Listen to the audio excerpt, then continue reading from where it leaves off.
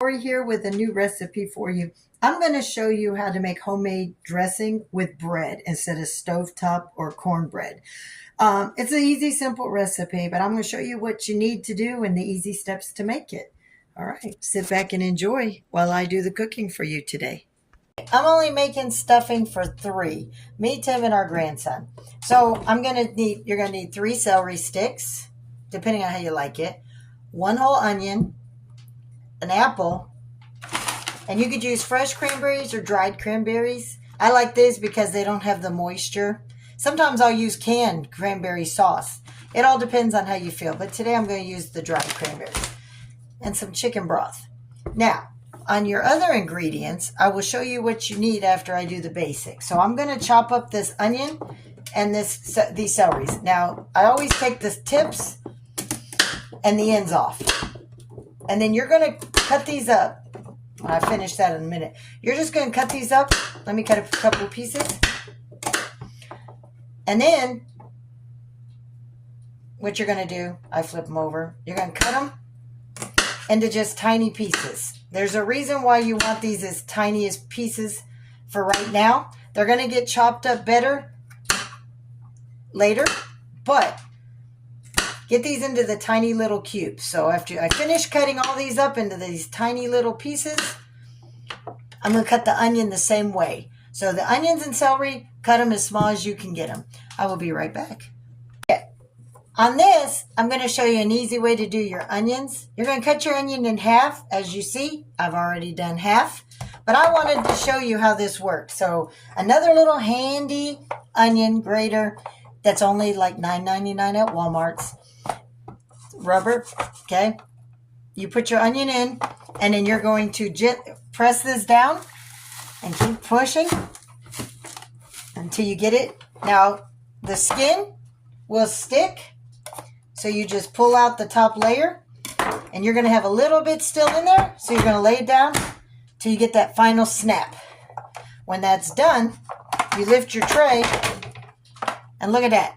All my onions finely chopped, just the way you need them. So this is a handy little machine. It even works for tomatoes or anything like this. But comes with its own cleaner that you could sit there and clean it with to get any of the pieces, and a little brush. And it helps. The nice little tray for your onions. All right, now that my onions and my celery done, I'm going to move on to my next step for you.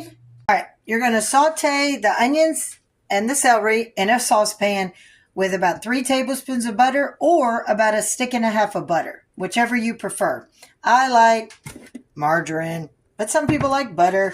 So anyways, it's on high. You're going to do these till they're translucent. So just cook them like you would normally saute your onions. But you want your celery to get nice and soft too before you hit the next step.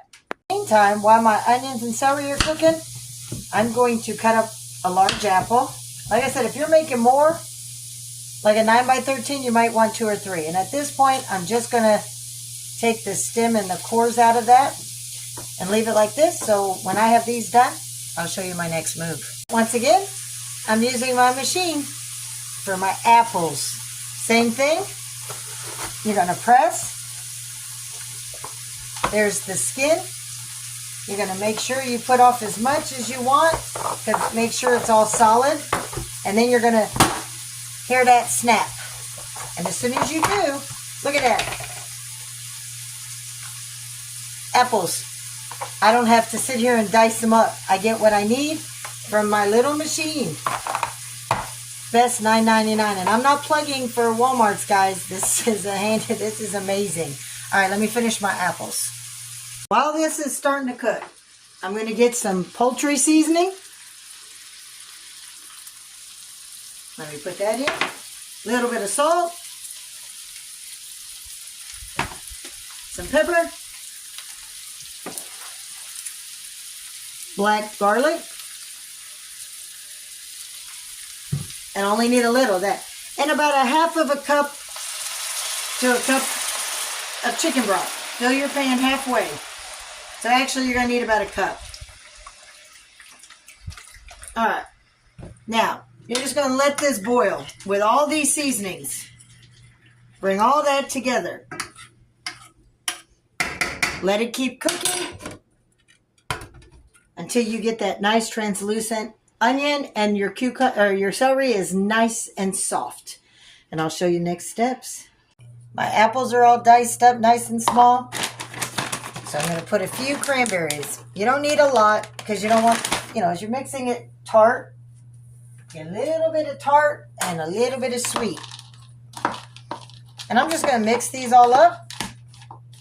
And then I'm going to put this in the ice box until I'm ready for this mixture. This is like your cold. You have your wet over there and you got your cold dry over here. So let me put this up and we'll go on and continue on to show you what you need. You're going to be your bread next. Now you want to take a loaf of bread, 2 if you're using a 9x13. Anyways, you're going to take a loaf of bread. You're going to open this up and let it air out overnight. You want to get it dry. You want to get as much moisture out of your bread as you can.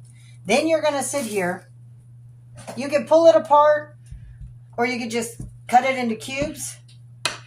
But you want them into these chunks. So I do 3s.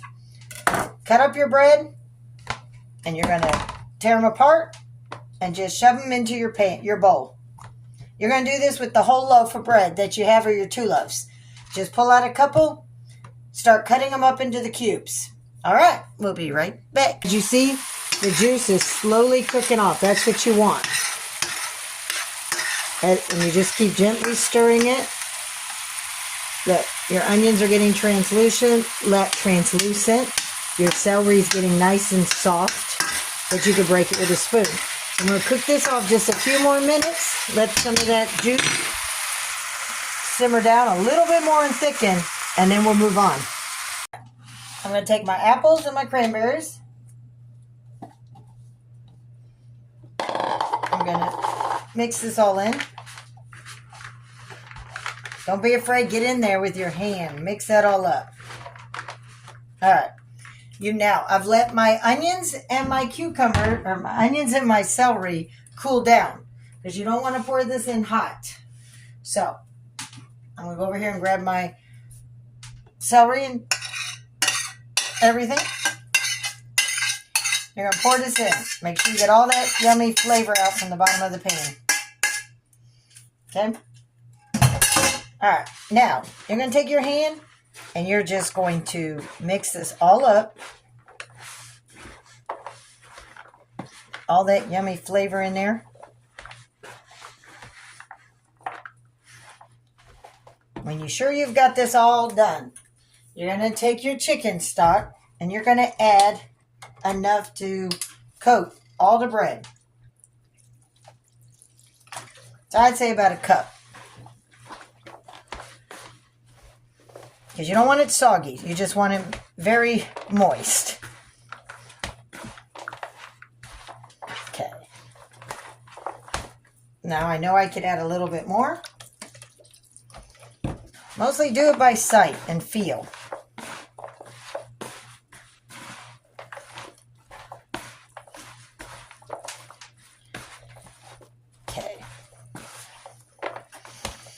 Okay, just a little bit more.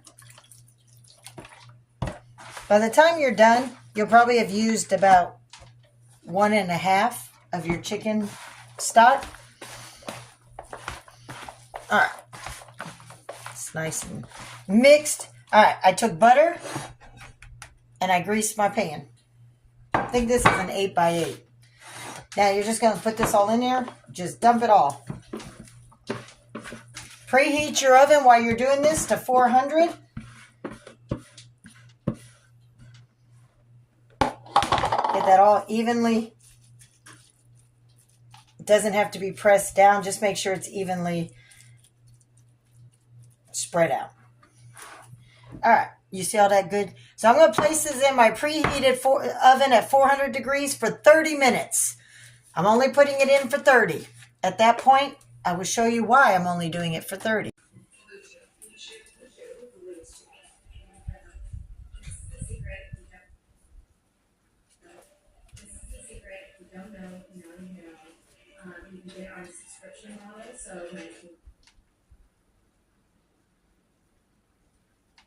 I pulled it out after 30 minutes. What you're going to do next, you're going to stir this up.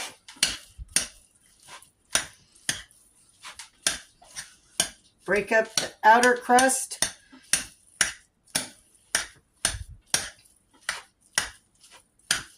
All right, now you got a few extra steps. And 2 eggs, just 2 regular eggs into the stuffing. And then after you've broken it all up and stirred in your eggs, I'm going to go ahead and add another about a cup to 3/4 cup to a cup and a half of chicken broth. Get it all nice and moist again. Meanwhile, your oven is still on at the 400 mark. Stir this all up. Now, you don't want it goopy. You just want it moist. You always want to keep it moist. Get all these flavors all mixed in. And the egg. Make sure it's completely done. And then you're going to even it out again. So that it's looking like this, nice and golden. This time you're going to put it in uncovered for an hour.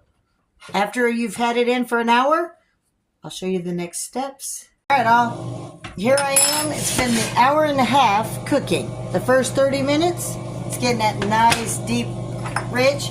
So I'm going to stir it one more time. Get all that mixed up. You don't have to mix it as much because most of it's done cooking. So what you're going to do now for this next step is you're going to cut up a stick of butter like I have into pieces. Just one stick, and you're just going to line it on top of your stuffing.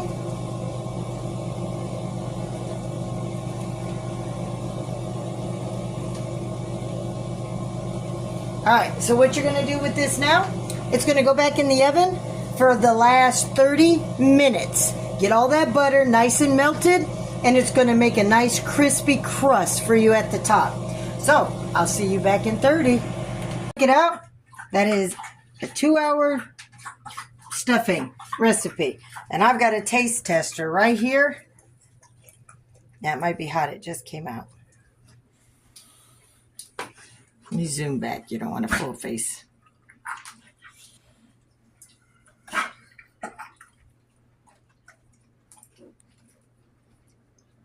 Well, tell the audience. Well, since I really don't like stuffing, it's actually pretty good. He never eats the stuffing, guys. It's for me, and the kids always ate it. Oh, must be pretty good because you're going in for seconds. All right. Yeah, that's good. All right. Here, baby. Do me a favor. Hold on a minute. All right, all. So, for this recipe and more, hope to see you at Lori's World. And remember, simple ingredients make the best meals. All right. Have a blessed day.